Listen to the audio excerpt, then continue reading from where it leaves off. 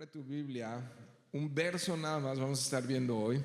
El tema es muy de Navidad. El título es Humildad, Alegría y Esperanza y está en Juan capítulo 1, verso 14.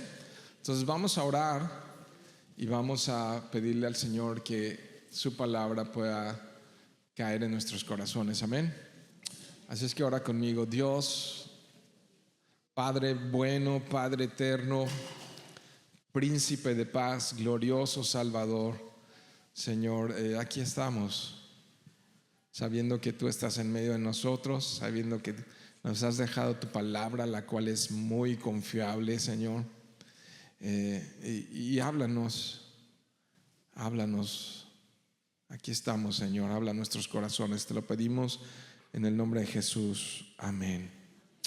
Juan capítulo 1, verso 14 dice así: el Verbo se hizo carne y habitó entre nosotros y vimos su gloria, gloria como del unigénito del Padre, lleno de gracia y de verdad.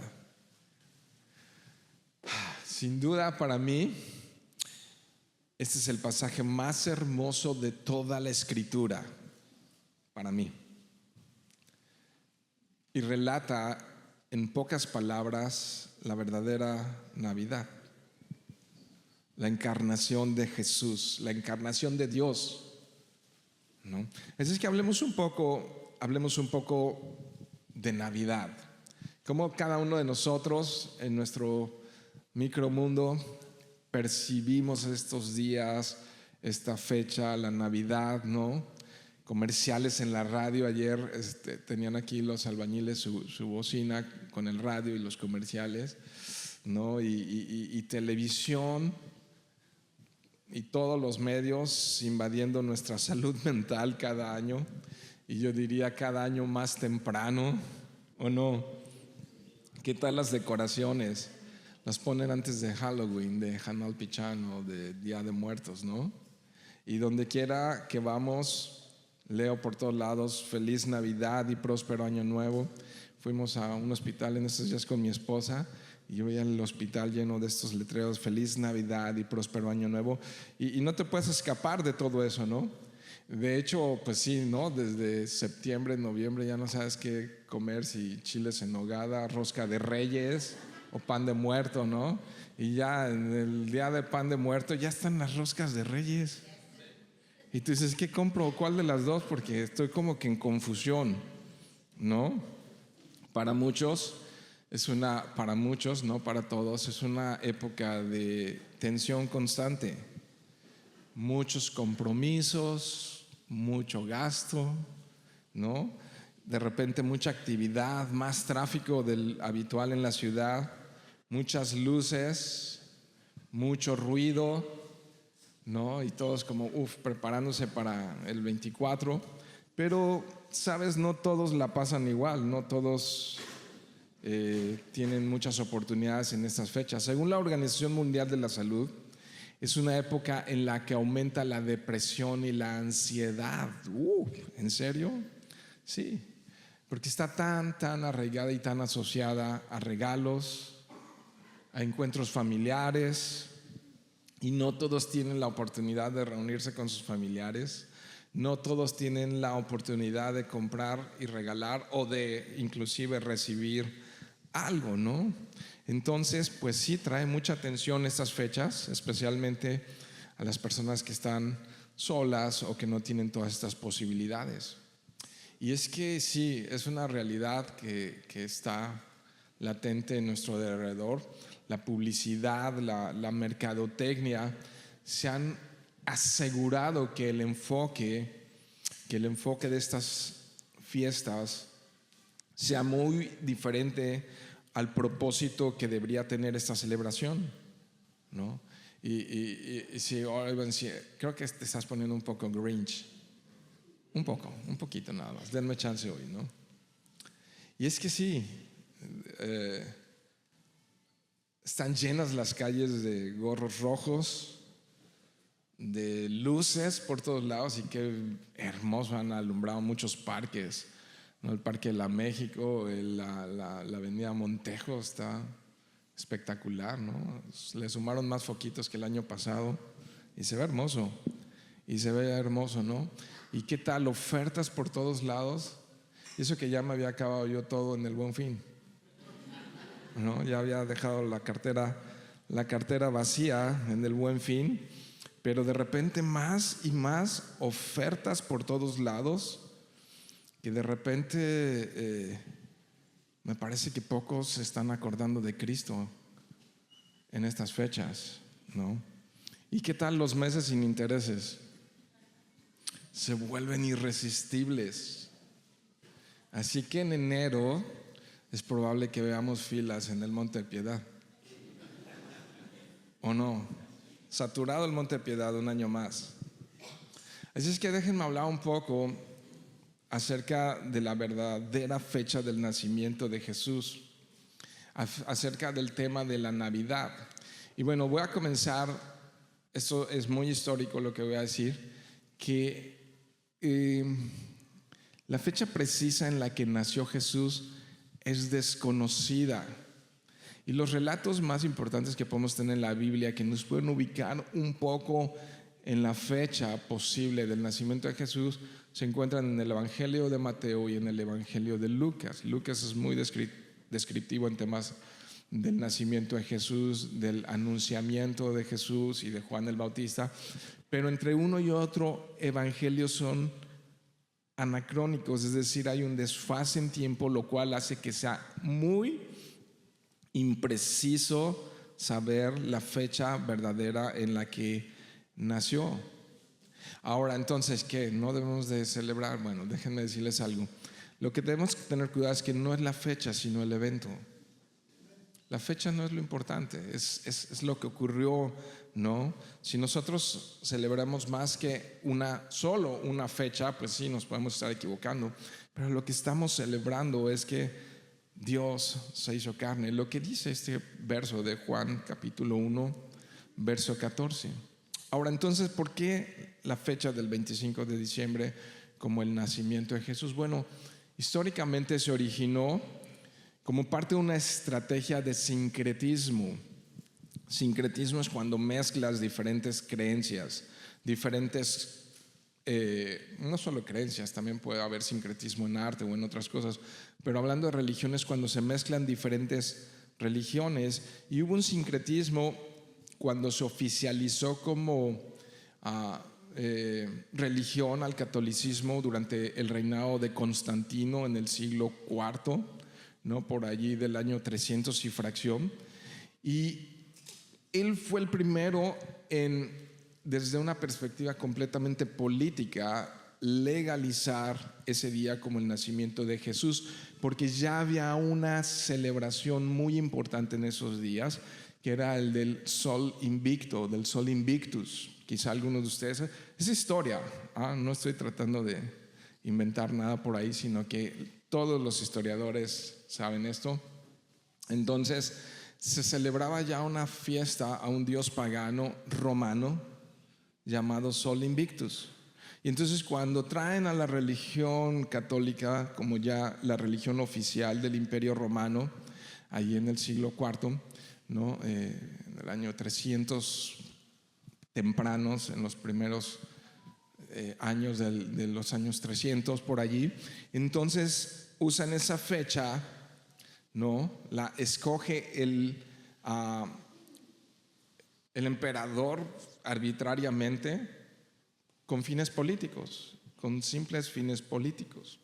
Ahora entonces los evangelios, lo que sí nos dan pistas importantes, mencionan a un personaje que puede servir de anclaje para poder tener algún dato o alguna fecha lo más cercana posible al nacimiento de Jesucristo, y este es el rey Herodes, porque sí podemos saber precisamente en qué fechas vivió Herodes, y por los relatos de los evangelios sabemos que Herodes murió un poco de tiempo después del nacimiento de Jesús.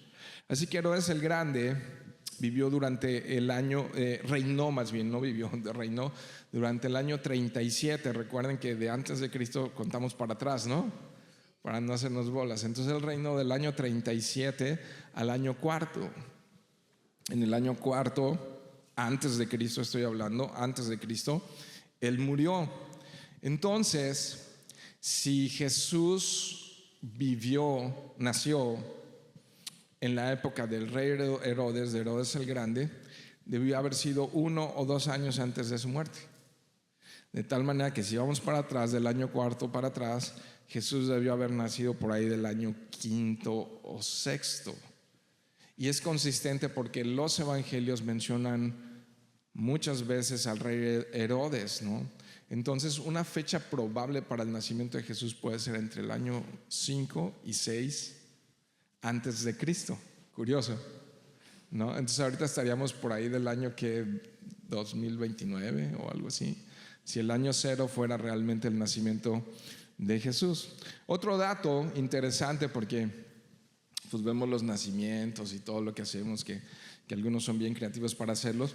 Otra costumbre entre los judíos era enviar a sus ovejas al campo abierto cerca de las fechas de la Pascua y traerlos de regreso al comienzo de la primera lluvia, porque estaba anunciando la primera lluvia, que ya el tiempo se pondría complicado y que vendría el invierno. Entonces, cuando los pastores pastoreaban, salían a pastorear y estaban día y noche, ¿se acuerdan la visitación que está ahí en Lucas, cuando fueron visitados los pastores para anunciarles el nacimiento de Jesús? Esto debió haber ocurrido durante el otoño, no durante el invierno. Y algunos que quizá hayan ido en estas fechas, inclusive en Jerusalén, que es más al centro del país, neva, cae nieve. Un poco más al norte pues se encuentra Belén, donde nació Jesús, y mucho más al norte, donde hay guerra ahorita en los altos del Golán, que ya es pegado a Siria, hacia Damasco, está lleno de nieve.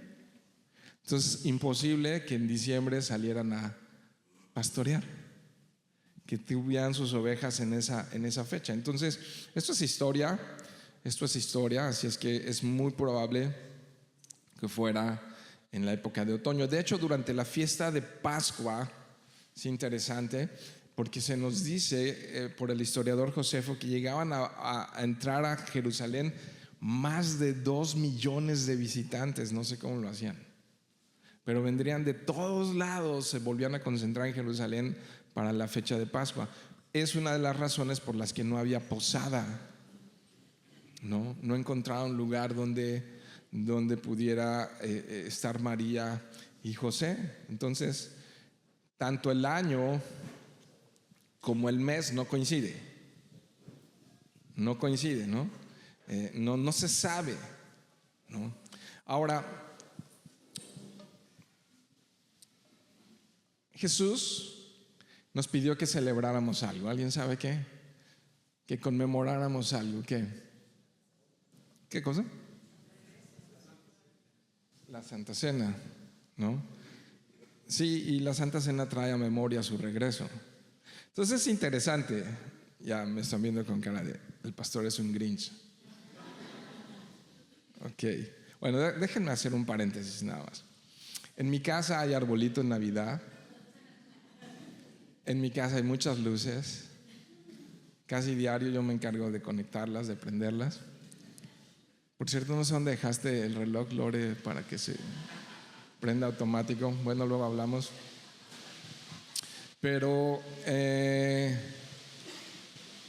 tenemos luces, nos damos regalos en estas fechas. O sea, sí soy Grinch, pero no tan Grinch, ¿no? Y nos reunimos con la familia, ¿no? Arcadio, Marisol, ¿no? Y con algunos por ahí nos reunimos y sí, la pasamos bien. Pero creo que es importante considerar esto, que yo no veo ningún dato en la Escritura que se nos pida que celebremos el nacimiento de Jesús, pero sí se nos pide que celebremos su muerte y su resurrección. Ahora, si tú combinas todos estos eventos, ¿no? Yo creo que es lo más completo que podemos celebrar: su nacimiento, su muerte y su resurrección. Estoy hablando de estas fechas en particular, ¿no? Porque si Jesús no hubiera muerto y resucitado, es en vano nuestra fe.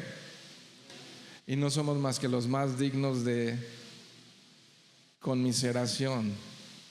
Si Jesús no murió y resucitó, entonces damos pena. No sé qué hacemos aquí sentados. Dios, dice este verso que acabo de leer, se encarnó, vino y habitó entre nosotros, y vimos su gloria, gloria como del unigénito del Padre, lleno de gracia y de verdad. Jesús, el Hijo de Dios, fue a la cruz en mi lugar, murió, resucitó al tercer día, y dice la Escritura, para dar vida eterna a todo aquel que cree. Y creo que esto es verdaderamente digno de celebrar y de conmemorar. Ahora, me estoy refiriendo a este Juan capítulo 1 verso 14, que el Verbo se encarnó y vino a este mundo. Yo creo que esto es el evento más importante de toda la historia. Esto en conjunto, su muerte, su nacimiento, su muerte y su resurrección. Anunciado desde Génesis, el advenimiento, como se le llama, la venida de un Salvador, la venida del Mesías, fue anunciado desde Génesis 3. Y vez tras vez ratificado a través de los profetas y de todas las épocas y edades del pueblo de Dios, de Israel. Un ejemplo de esto, Miqueas capítulo 5, verso 2, dice: pero tú, Belén Efrata, pequeña para estar entre las familias de Judá, de ti me saldrá el que será Señor en Israel, y sus salidas son desde el principio, desde los días de la eternidad. O sea, desde antes que esto existiera ya estaba planeado. Desde el Génesis, desde antes de que estuviera el pueblo de Israel, ya estaba planeado, ¿no? Y este es un solo ejemplo de cómo esto se convierte, de cómo esto ha sido más bien el evento más importante de toda la historia. Y yo quiero hablar hoy de tres cosas importantísimas que podemos ver a través del Evangelio de Juan en este capítulo 1, donde encontramos este verso 14. De hecho, es uno de mis versos favoritos para platicar y charlar, por ejemplo, con los testigos de Jehová y con muchos otros que miran a Jesús como un simple profeta y no como Dios encarnado. Y entonces dice el verso, lo vuelvo a leer. Hay tres cosas de las que te quiero hablar que son importantes para nosotros en este acontecimiento. Número 1, humildad. Y vuelvo a leer el verso 14. Dice: el Verbo se hizo carne y habitó entre nosotros, y vimos su gloria, gloria como del unigénito del Padre, lleno de gracia y de verdad. Si nunca habías leído este capítulo 1 de Juan, quizá te estés preguntando, bueno, pero allí dice el Verbo, no dice Jesús, dice el Verbo. Entonces tenemos que preguntarnos quién es el Verbo, ¿no? Tenemos que preguntarnos quién es el Verbo. ¿Qué crees? Que una de las cosas preciosas de leer la Biblia, que no es de interpretación privada, es que la primera regla en interpretación bíblica es que la Biblia se interpreta a sí misma. Y entonces ahí vamos al contexto. Si tú sigues ahí en Juan capítulo 1, vamos a ver que la misma Biblia nos explique quién es ese Verbo, y vas a ver por qué me gusta platicar con los testigos de Jehová que no ven a Jesús como Dios mismo, como parte de la Trinidad. Y mira lo que dice el verso 1. Pon mucha atención. Voy a leer los primeros 5 versos de Juan 1, así es que bien harías encontrándolo en tu Biblia. Dice: en el principio, ok, era el Verbo. Y checa en tu Biblia, debe estar con mayúscula, Verbo. Y el Verbo era con Dios. Y mira lo que dice contundentemente el final del verso 1. Dice: y el Verbo era. Entonces ya está. ¿Quién era el Verbo? Dios. Mira cómo dice en el 2, este era en el principio con Dios, ¿no? Si te fijas en Génesis, cuando están creando todo, no dice voy a hacer, sino dice hagamos, ¿no? Al hombre. ¿Quién? La Trinidad, el Espíritu de Dios, el Padre y el Hijo. Y entonces dice el verso 3, todas las cosas, todas por Él fueron hechas, y sin Él nada de lo que ha sido hecho fue hecho. Mira esto, en Él estaba la vida, y la vida era la luz de los hombres. Verso 5 dice, la luz en las tinieblas resplandece, y las tinieblas no prevalecieron contra ella. Entonces ya nos interpretó, ya nos dijo quién era el verbo. Pero fíjate qué interesante, dice este era en el principio. Y esto nos da algunas características del verbo. Esto significa que Él estaba antes de la creación. Indica la preexistencia del verbo. Antes de que el mundo fuera creado por Dios, Él ya existía. O Él ya estaba, si lo quieres ver así. Porque en un uso y abuso del lenguaje, y si algunos aquí son muy filósofos y quieren filosofar, luego esto lo cortas, Charlie, porque ahorita me voy a meter en camisa de 11 varas. Porque en un sentido filosófico y estricto, Dios no existe. Y ahí es donde ya me ponen en las redes sociales. Dios es, porque Él no tiene principio ni fin. Él no fue creado, Él existe per se cualquier cosa. Él es. Él no tiene principio ni fin. Él no tiene origen. Entonces ya me puse a filosofar. Pero dice entonces que el verbo estaba antes de que todo esto que vemos fuera creado. Y el verbo, dice allí, me encanta, era Dios. Ahora, ¿por qué usa la palabra verbo, no? Saben, este es un término preciosísimo que en griego es la palabra logos. Es el logos, ¿no? Y es muy rico en significado. Es palabra, es mensaje, es proclamación, es declaración, es un mandato, es un asunto. Es preciosísimo el uso de esta palabra logos.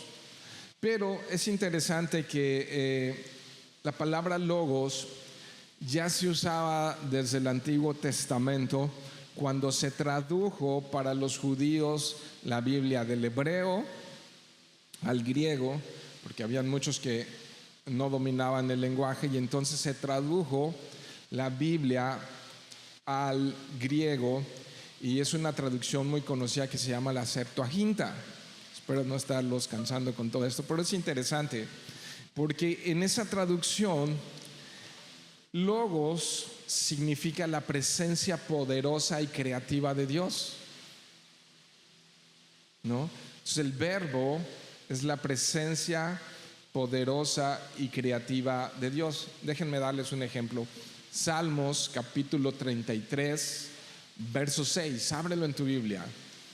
Tenemos mucha Biblia que ver hoy. Estamos hablando de la Navidad y queremos entender esto y que tenga un significado profundo. Hoy es 22 y quizá puedas enderezar el barco para llegar el 24 y celebrar que Jesús vino, ¿no? Y celebrar que Jesús vino. Dice Salmos 33, 6, dice: por la palabra de Jehová fueron hechos los cielos, y todo el ejército de ellos por el aliento de su boca. Entonces el verbo habló, logos, la palabra, y todo fue hecho. Y si combinas esto con Juan capítulo 1, tiene sentido, tiene congruencia y tiene explicación perfecta. Es Antiguo Testamento, es un salmo, y entonces cuando lo traducen al griego, Septuaginta, entonces es el logos, la misma palabra que se usa en el Nuevo Testamento. Ahora, al comenzar este servicio estuvimos leyendo Isaías capítulo 55. Si llegaste temprano, estábamos en Isaías 55. Vea ya un momento, solamente voy a recordar un verso con el que comenzamos esta mañana. y que cobra más sentido también en contexto este verso 11. ¿Ya estás allá? Isaías 55:11, mira lo que dice: así será mi palabra, así será mi logos que sale de mi boca. No volverá a mí vacía, sino que hará todo lo que yo quiero y será prosperado en todo aquello para que le envíe. El verbo de Dios es esto. Entonces Dios hablando, y Dios aquí en medio de nosotros hablando. La idea es que si yo estoy hablando y no está hablando el Espíritu Santo a tu vida, te vas a salir de aquí vacío. Pero si el logo de Dios está hablando en nuestros corazones, sabes que Él tocó tu corazón. Amén. Entonces ese es el verbo, ¿no? Puedes ver la riqueza de esa palabra logos, y hay muchos textos más en el Antiguo Testamento que pudiéramos usar, pero lo que quiero que veamos aquí es que Dios y el verbo en esencia son iguales, en deidad son iguales. Ahora, este texto que leímos hace un momento de Juan, si quieres regresar a Juan, ¿no? Y que comencé hablándoles acerca de la primera característica de este verbo creativo, este verbo creador, es la humildad, ¿no? Entonces, describe tres características, que es creador, que es la vida, que es la luz que resplandece en las tinieblas, lo que leímos ahí en los primeros versos de Juan. Pero también dice entonces en el verso 14, que tomé como texto base, que este verbo se hizo carne, vino y habitó entre nosotros. ¿Qué es que se hizo carne? Que se hizo igual que nosotros, que tomó un cuerpo físico semejante a mí. Y es entonces cuando podemos decir que si Dios, el infinito Dios, el todopoderoso Dios, el omnisciente Dios, el creador de todas las cosas, se hizo semejante a mí, aquí es donde podemos saber que la humildad se encarnó. La humildad tomó forma. La humildad misma, o sea, este es el ejemplo más grande de humildad. Renunció a su condición, se hizo a semejanza de hombre, con todo lo que significa la fragilidad de hombre. Lo azotaron, lo escupieron, lo humillaron, se burlaron de él, lo amenazaron, lo abandonaron, lo traicionaron. Su mente estaba turbada. Con todo lo que significa la fragilidad humana, él experimentó todo, el dolor mucho más que cualquiera lo haya pasado. Ese es el verbo. Entonces el verbo se encarnó, la humildad se encarnó. Vayan a Filipenses, es un texto muy conocido para muchos, capítulo 2, lo describe con más detalles y además le da una aplicación práctica para nosotros 2030, casi 30 años después, ¿no? Entonces vayan, abran sus Biblias. Estaba platicando hace un momento con un hermano y me decía: a mí me gusta también tomar nota, ¿no? Y entonces traes Biblia y tomas nota y después sales a tu casa y revisas si lo que te dijeron aquí es Biblia, y lo puedes leer en cualquier traducción de la Biblia que encuentres, ¿no? Hay muchas traducciones, y entonces ver si lo que se dijo es real y es bíblico y es verdadero. Bueno, entonces si estás en Filipenses capítulo 2, voy a leer a partir del verso 5. Quisiera leer desde antes, pero lo voy a leer desde el 5 solamente para aprovechar lo mejor posible el tiempo.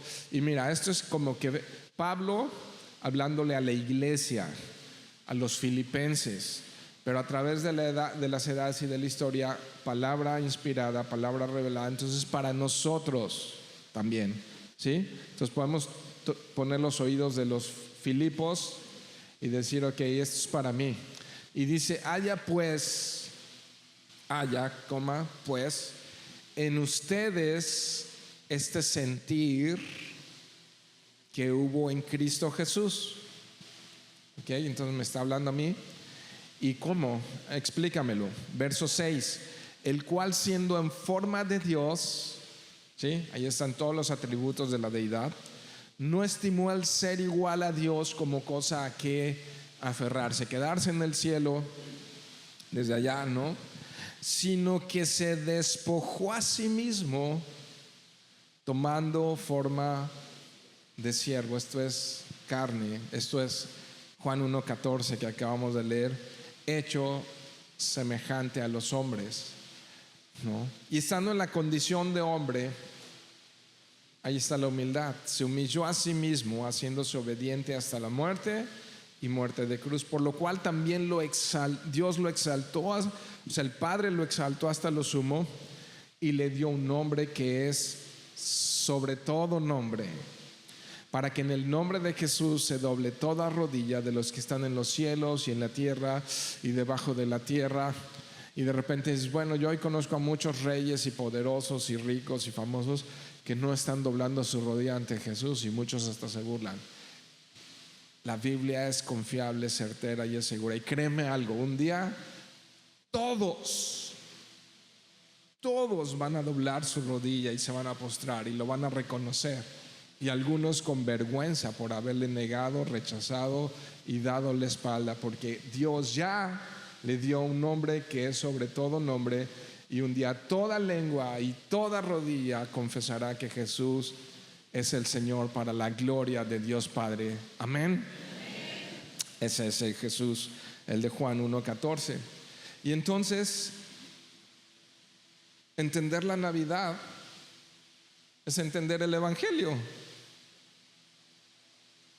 Y entender el Evangelio nos debe hacer humildes. Amén. Haya pues en ustedes el mismo sentir que hubo en Cristo Jesús, el cual siendo en forma de Dios, ¿no? ¿No crees que eso nos debe transformar? Y en corto, sacrificio, servicio, obediencia, esto lo describe. Haya pues en ustedes el mismo sentir, sacrificio, obediencia, servicio. Se hizo siervo, no vino a ser servido, sino a servir. ¿Qué tal si con esa nos fuéramos esta mañana y dijéramos, quiero ser más como tú, Jesús? Y además hay un efecto maravilloso y milagroso. Mira lo que dice la Escritura también en los Evangelios, en el Sermón del Monte. Dice Jesús mismo instruyéndonos. Jesús mismo, esto es riquísimo. Dice Jesús, aprendan de mí, que soy manso y humilde de corazón. ¿Y qué creen que va a pasar? Van a hallar descanso para sus almas. ¿Te habías dado cuenta que cuando no somos como Jesús y al contrario dejamos que crezca el orgullo, la altivez, y entonces queremos que nos sirvan y no servir, nuestro corazón enloquece, nos volvemos absurdamente necios? Pero cuando tenemos la misma actitud que hubo en Cristo Jesús, el cual se humilló y dice, aprendan de mí, que soy manso y humilde de corazón, y van a descansar sus almas. Y de repente en tu relación matrimonial, ¿qué tal si eres manso y humilde de corazón? ¿Y qué tal en tu relación en el trabajo, en la iglesia, en donde sea que vayas? Si de repente dices, quiero ser más como mi Señor, porque no es nada más se trata de cantarle. Cantarle es maravillosamente bueno. Es una expresión del gozo de la obra que Él está haciendo ya en nuestros corazones. Cantarle es una expresión de la gratitud que tenemos con Él, porque Él es digno de loor. Pero cuando creemos todas estas verdades afectan nuestra praxis, la teología tiene que afectar nuestra forma en la que vivimos. Si no hemos entendido el Evangelio, no va a afectar la forma en la que vivimos. Pero si entendemos que hayan ustedes y sabes, a él lo humillaron, a él lo traicionaron, a él lo escupieron, a él lo abandonaron, a él lo trataron y no le daban like en sus publicaciones y nada de eso. Pero él no tenía mucha necesidad de que lo consideraran y lo validaran y republicaran no, porque él tenía una sola cosa y consigna en la mente: glorificar al Padre, honrar y obedecer al Padre hasta la muerte y muerte de cruz. Y entonces, y si me abandonan, gloria a Dios. Y si me traiciona Judas, gloria a Dios, porque estaba escrito: el hijo de perdición, ¿no? Y entonces todo así ensamblando y embonando, y Jesús con una sola consigna: glorificar y honrar al Padre. ¿Y qué tal si esto empieza a afectar mi forma de interpretar esto que llamo vida? Y entonces mansedumbre y humildad. Entonces, cuando el Verbo se hizo carne, lo primero que podemos aprender aquí es humildad. Lo segundo es cómo no va a traer gozo y alegría esto. Vuelvo a leer Juan 1:14. Dice: el Verbo se hizo carne y habitó entre nosotros, y vimos su gloria, gloria como del unigénito del Padre, lleno de gracia y de verdad. Y si hay alguien que puede decir esto, se llama Juan. ¿Se acuerdan? Monte de la Transfiguración. ¿Cuántos han oído hablar de eso? Bueno, Jesús subió a un lugar, a un monte, donde nada más subió con él 3 personas: Juan, Pedro y Jacobo. Y por un momento hubo un destello de su gloria. Vieron a Jesús transformarse y su rostro resplandecer, y una nube caer sobre ellos, y una voz del cielo decir: este es mi Hijo, en el cual me complazco, a él escuchen. Y por un momento vieron la gloria, y una fracción de segundos ahí, yo creo un poco más de tiempo, y Juan, Pedro y Jacobo caen fulminados por la gloria de Dios. Pero ahora puede Juan decir: vimos su gloria. Vimos su gloria. Vimos su gloria. No puede haber mayor gozo y alegría que esta. Y ahora nosotros, por medio de la obra del Espíritu Santo que está presente en nuestras vidas, no puede haber mayor satisfacción que conocer a Jesús. No hay más gozo. ¿No te lo da un hijo? ¿Cuántos dicen amén? ¿No te lo da una esposa, un esposo? ¿Cuántos dicen amén?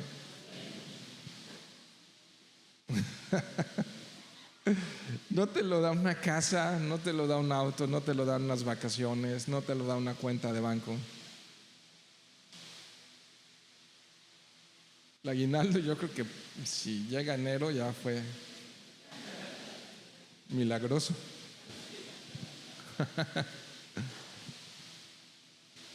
Pero quienes lo conocen saben que nada satisface más que Él.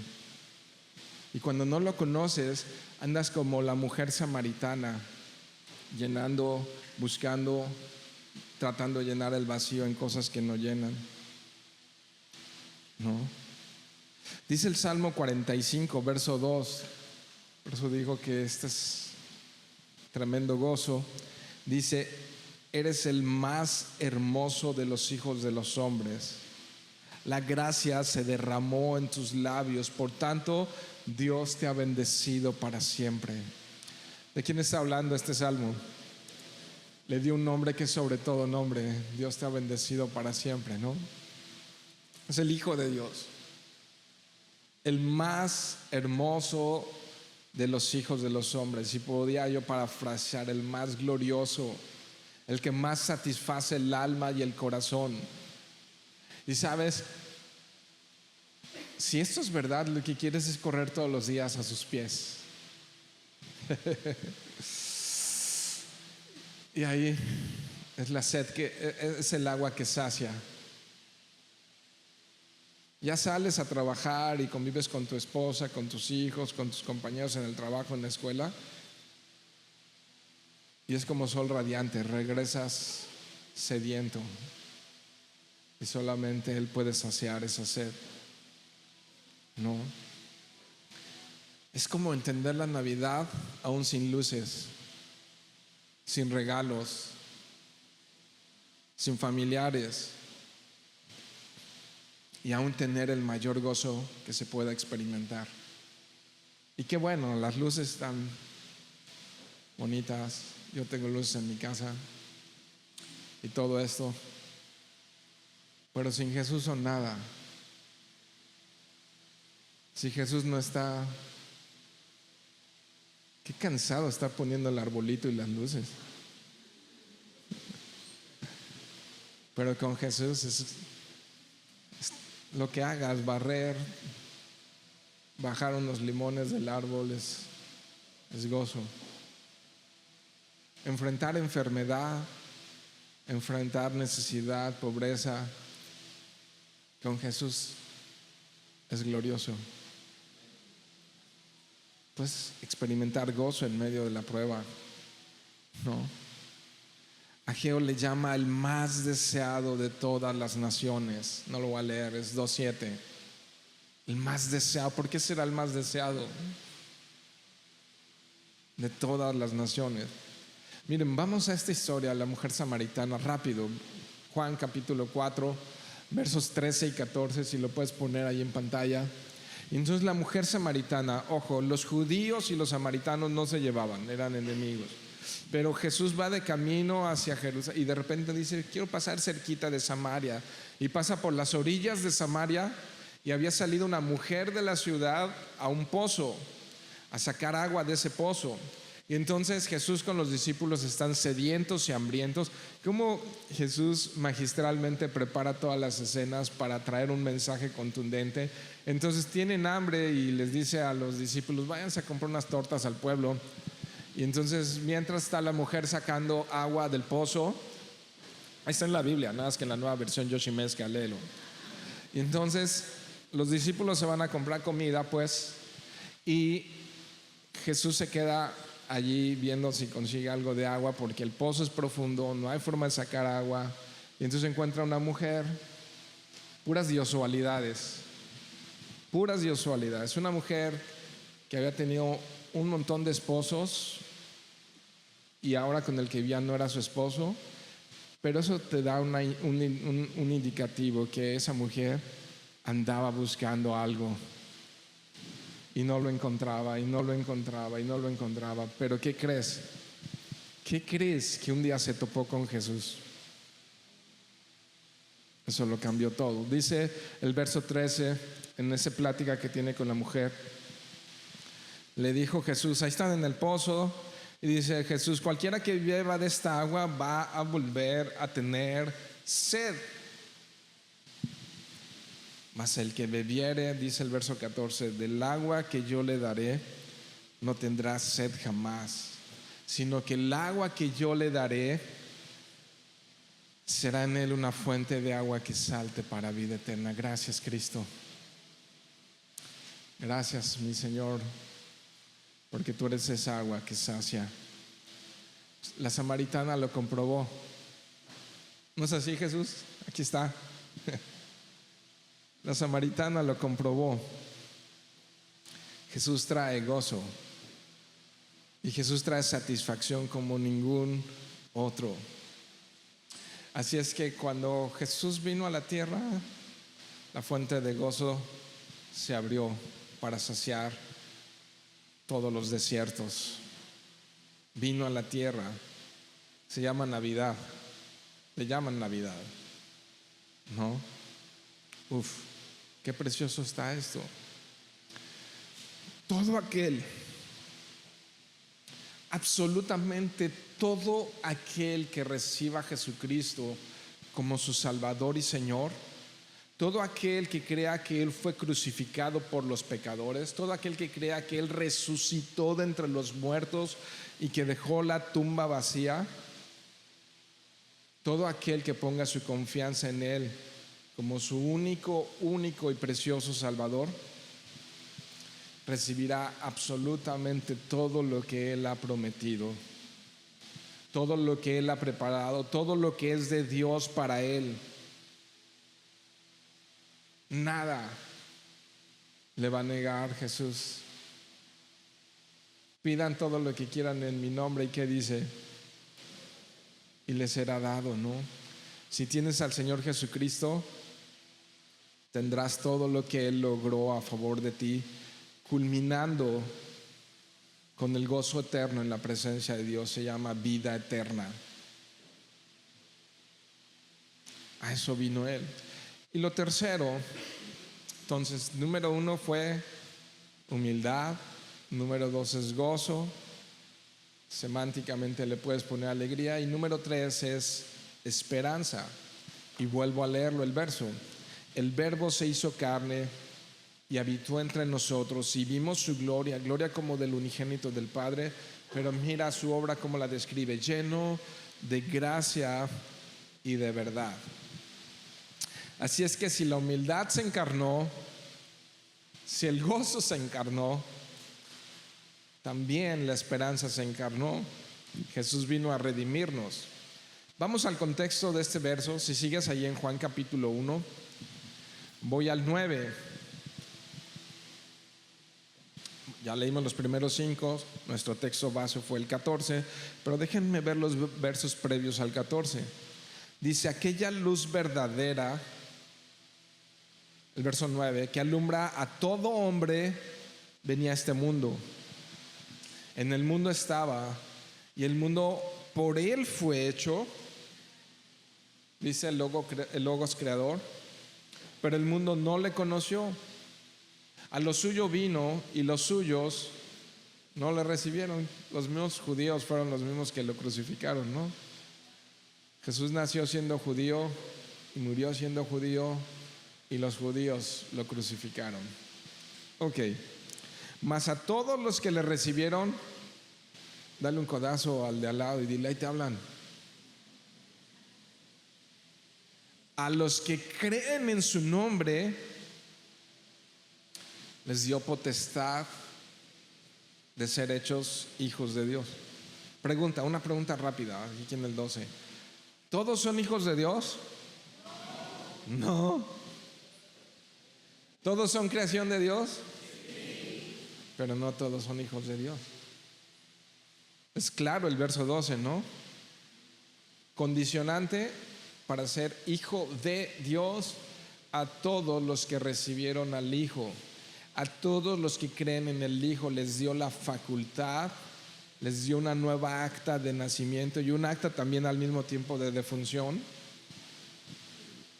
El viejo hombre, y ahí está tu acta de defunción del viejo hombre, y tu acta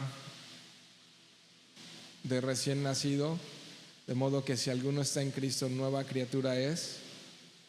Y Él nos adoptó como sus hijos por el único beneplácito de su voluntad, porque, en palabras mías, porque le dio la gana. Porque no era un buen negocio que me adoptara. No era un buen negocio que me amara tan así. Y me amó, y me rescató, y me perdonó, y fue capaz de dejar su deidad, y fue capaz de pisar la tierra para rescatarme y darme vida eterna. A los cuales, dice el verso 13, no son engendrados de sangre, ni de voluntad de carne. No es un nacimiento biológico, ¿te das cuenta? Ni una muerte física, ¿no? Es espiritual. Ni de voluntad de varón, sino de Dios, es espiritual. Entonces, si pensamos en todo lo que nos está diciendo este capítulo 1, el mundo sin Jesús es solo un lugar lleno de tinieblas y de oscuridad. El mundo sin Jesucristo no hay esperanza. No la hay, no la hay, no la hay. Vayan por un momento, Isaías 9.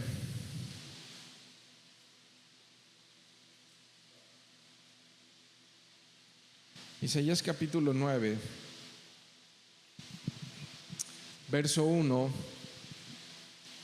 dice: mas no habrá siempre oscuridad para la que está ahora en angustia, tal vez como la aflicción que le vino en el tiempo que livianamente tocaron la primera vez a la tierra de Zabulón y a la tierra de Neftalí, pues al fin llenará de gloria el camino del mar, de aquel lado del Jordán, en Galilea de los gentiles. El pueblo que andaba en tinieblas vio gran luz. Esto es profético, esto es 700 años antes de Cristo. Está hablando de que el pueblo que estaba ahí en Galilea, el lugar por donde más anduvo Jesús fue por Galilea, inclusive del otro lado de Galilea, que ya es Siria hoy en día, es donde estaba el endemoniado Gadareno, de aquel lado del mar de Galilea, ¿no? Y entonces vio gran luz. Los que moraban en tierra de sombra de muerte, luz resplandeció sobre ellos. Se me pone la piel chinita. Multiplicaste la gente y aumentaste la alegría. Se alegrarán delante de ti como se alegran en la siega, como se gozan cuando reparten despojos, porque tú quebraste su pesado yugo y la vara de su hombro y el cetro de su opresor, como en el día de Madián. Eso está describiendo la primera vez que vino Jesús a la tierra. Se llama esperanza. Esperanza por la luz que vino al mundo. 1 Corintios capítulo 15, Nuevo Testamento. Estamos en la recta final, pero es importante. Esta es la tercera cosa, esperanza. 1 Corintios verso 15, capítulo 15, verso 21. Dice: por cuanto la muerte entró por un hombre, tiene nombre, ¿no? ¿Cómo se llama? Adán. ¿Están conmigo? La muerte entró por Adán, también por un hombre la resurrección de los muertos. Déjenme hacer otro paréntesis rápido.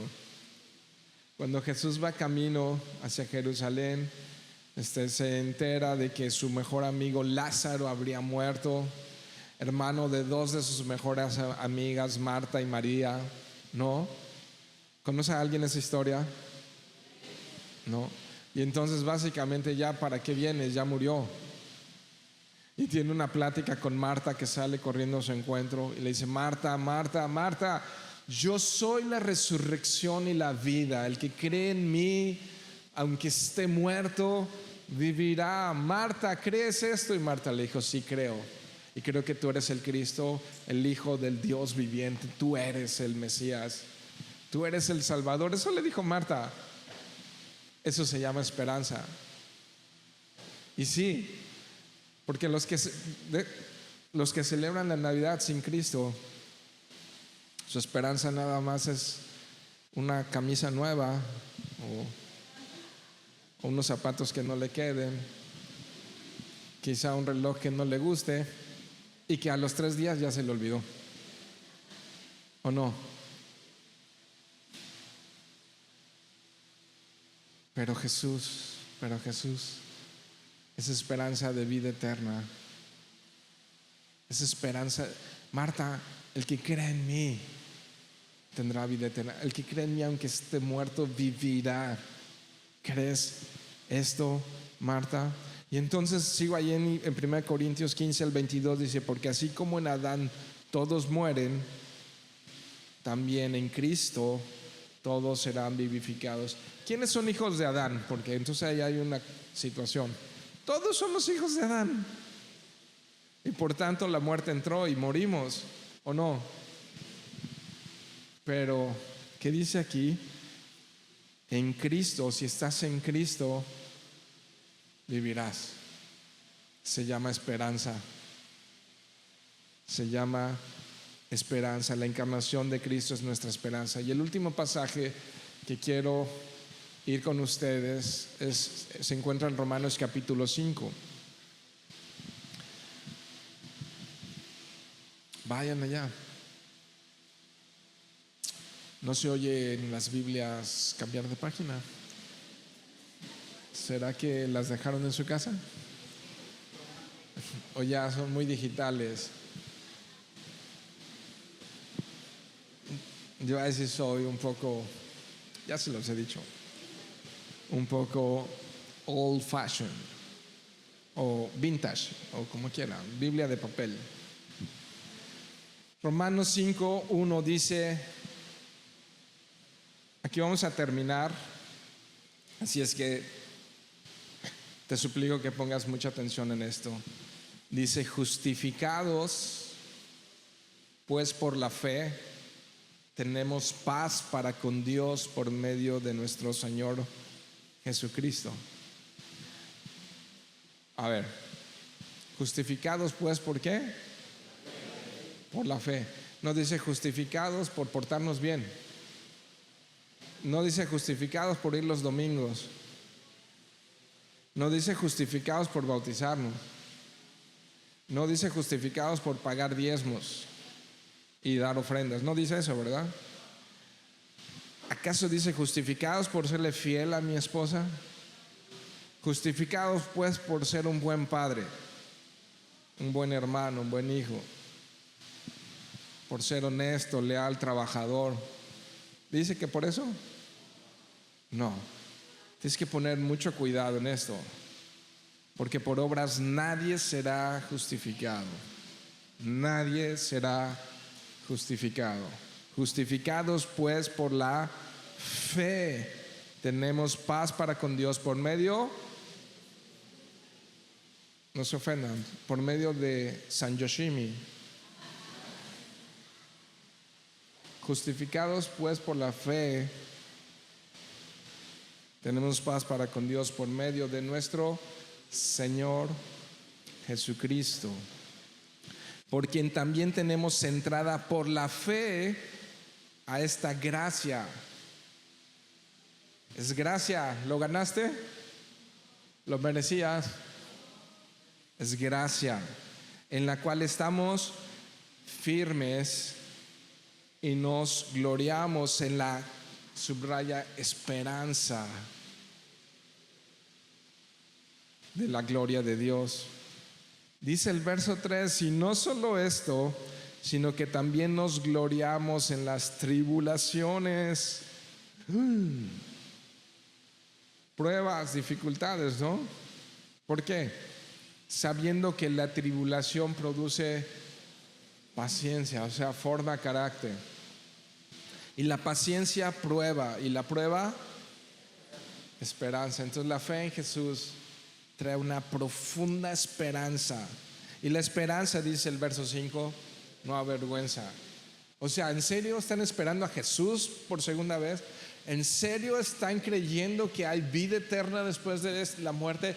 Sí, y en eso nos gloriamos. Creemos que hay vida después de esto.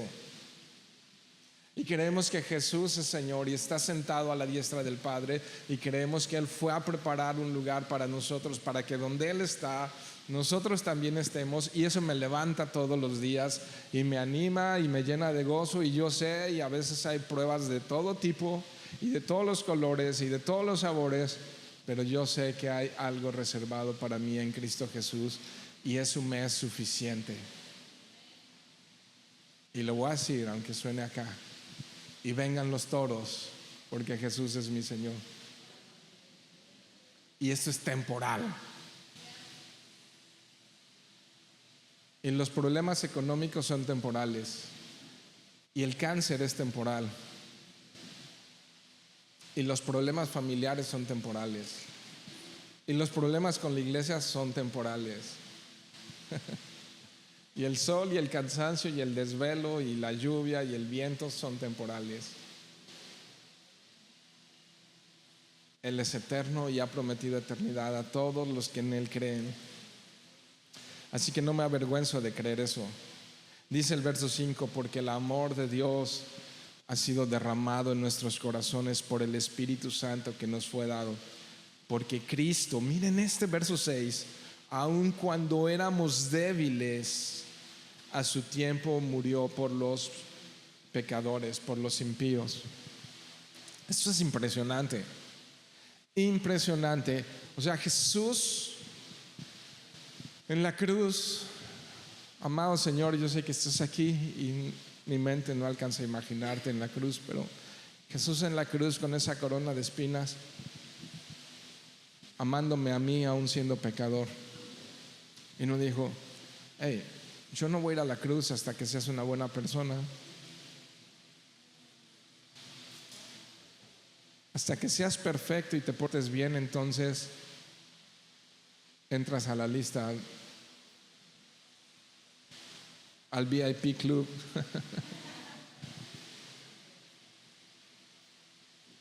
Dijo, aún estás acuérdate, no se te olvide, estabas aún en fragilidad y en debilidad, impío, o sea, sucio,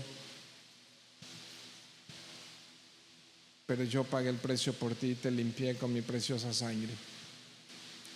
Te santifiqué con mi propia sangre, no con tus obras apestosas. Te limpié y te lavé con mi propia sangre, de tal manera que te puedo llamar santo. ¿Sabes que en la Biblia a los cristianos se les dice más siervos y santos que cristianos? Y volteas a ver a tu esposo y dices, ¿santo tú? Órale. Por ahora legalmente, porque dice Colosenses 2:14 que el acta de decretos que había en contra de Yoshimi fue clavada en la cruz del Calvario. Legalmente santo, no por mérito ni por obras, por gracia, por misericordia, por la muerte de Jesús en la cruz, legalmente santo. Ahora estoy en un proceso de santidad y es obvio que esa relación con Dios me tiene que estar transformando todos los días. Todos los días debemos estar creciendo en santidad. Alguien me decía en estos días, un pastor el lunes pasado, que la vida cristiana es como la gravedad, no te puedes detener porque te vas para abajo. No es que ahorita ni avanzo la gravedad te jala y te vuelves al mundo y pecas y todo eso. La vida cristiana es para ir como la luz de la aurora que va en aumento hasta que el día es perfecto. La vida cristiana es para ir de gloria a gloria y de triunfo en triunfo, ¿no? Y cada día consagrarte y cada día recordar el evangelio y cada día postrarte y cada día pedir perdón y cada día santificarte a ti mismo, dice la escritura. Es todos los días y avanzando como la luz de la aurora hasta que el día es perfecto. Él está haciendo esta obra en nosotros y nosotros rendidos ante Él, sin reservas, sin condiciones. ¿Qué le va a decir el barro al alfarero cómo hacer las cosas? Es, Señor, aquí está, y si quieres rehacerlo y volverlo a deshacer y moldearlo y como quieras, Señor, pero sé tú y sé tú. Y ahí estamos todos los días en esta lucha de este lado de la eternidad. Amén. Por Él, porque Él nos, aun cuando éramos débiles, ¿no? Esa es nuestra esperanza y esto celebramos en Navidad. Romanos 15:13 me dice, y el Dios de esperanza, no lo busques, te lo estoy diciendo, os llene de todo gozo y paz en el creer, para que abundes en esperanza por el poder del Espíritu Santo. Amén. Dios Padre, Dios bueno, gracias te damos por tu Hijo Jesucristo. Gracias te damos por encarnar humildad, despojarte y venirte a hacerte semejante a nosotros. Gracias te damos, Señor, porque tú eres la única fuente de gozo verdadero, de gozo perdurable. Tú eres la única fuente de agua que sacia la sed que todos tenemos, Señor. Solo eres tú, Señor, y cómo no decirte gracias. Y qué bueno es recordar esto en estas fechas, Dios. Y tú eres nuestra esperanza, Señor. y no nos avergonzamos, porque el Evangelio es poder de Dios para todo aquel que en Él cree. En esto nos gloriamos, Señor, en quién eres tú, mi Dios, en lo que tú hiciste en esa cruz, en lo que tú hiciste en esa cruz, Dios. Gracias, mi Señor Jesús. Gracias por esa muerte tan horrenda. Gracias por sufrir todo el peso del castigo sobre de ti. No solo el castigo físico, Señor, sino la justicia del Padre en ti para que nosotros seamos justificados por la fe. Y sí, Señor, creemos que tú eres suficiente para todo, Señor. Eres el más hermoso de todos los hombres, el más anhelado, y te anhelamos, Señor, en medio de esta congregación, en medio de nuestras familias, en nuestras vidas, Señor, te anhelamos todos los días.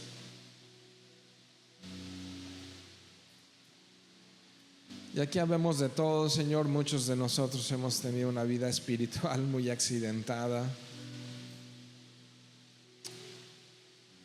pero podemos ver tu mano, Señor, sobre nosotros, y estamos muy confiados que la obra que tú has comenzado en nosotros, tú la vas a perfeccionar. No sé cómo lo vas a hacer, Dios, pero es bueno saber que no depende de mí, sino de ti, Señor. Es bueno saber que soy tu oveja y nadie me puede arrebatar de tu mano, Señor. Es bueno saber que no hay nada que me pueda separar de tu amor, Dios. Lo cual significa que aunque yo quisiera huir, allí me vas a perseguir, Dios. Y a donde sea que vaya, allí estarás tú, Señor, persiguiéndome con tu amor, Dios.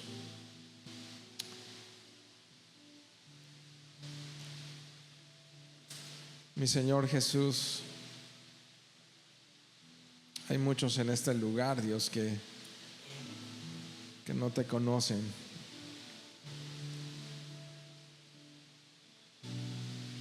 Han oído mucho acerca de ti, pero no te conocen, Dios.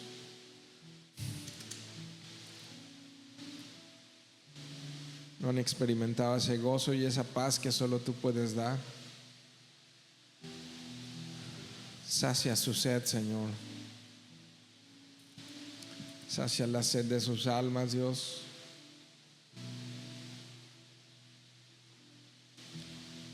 Te ruego, Espíritu Santo, toca sus vidas,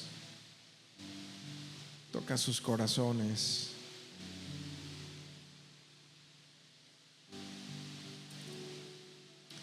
Muéstrales tu amor, Señor, tu bondad, tu paciencia, Señor, que has tenido, como lo has hecho conmigo.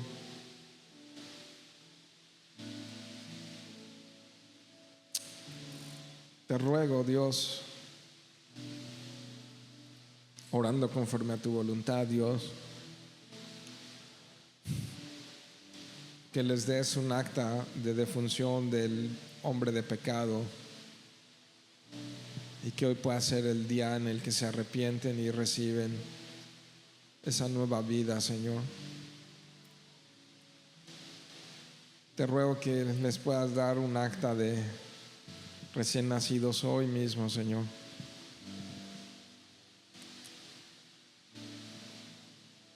Quizá no tengan muchas palabras para decirte, pero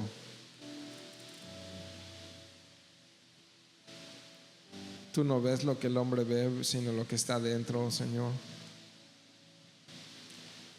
Y te ruego que tu perdón sea una realidad, Señor.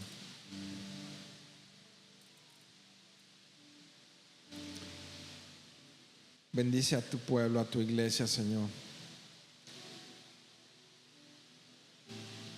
Llénanos de esperanza, de gozo y de paz en el creer, Señor.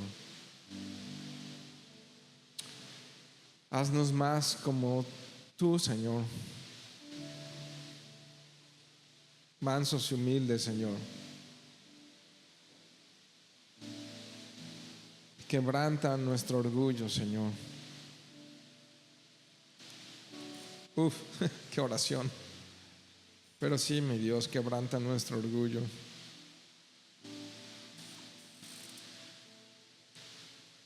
Haznos más como tú, Jesús.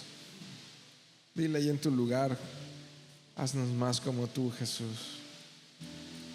Queremos ser más como tú, precioso Jesús. Aquí están nuestros corazones una vez más. Los venimos a presentar como una ofrenda delante de ti, Señor. Tómalos. Toma nuestros corazones sin reserva, Señor. Todo te lo damos porque todo es tuyo, Dios. No queremos retener nada que no sea tuyo, Dios.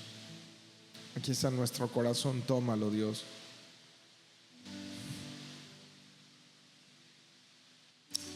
Gracias, Jesús, por seguirnos visitando, por seguir en medio de este lugar. Síguelo haciendo, mi Señor, porque si tú no estás aquí, todo es en vano, Dios.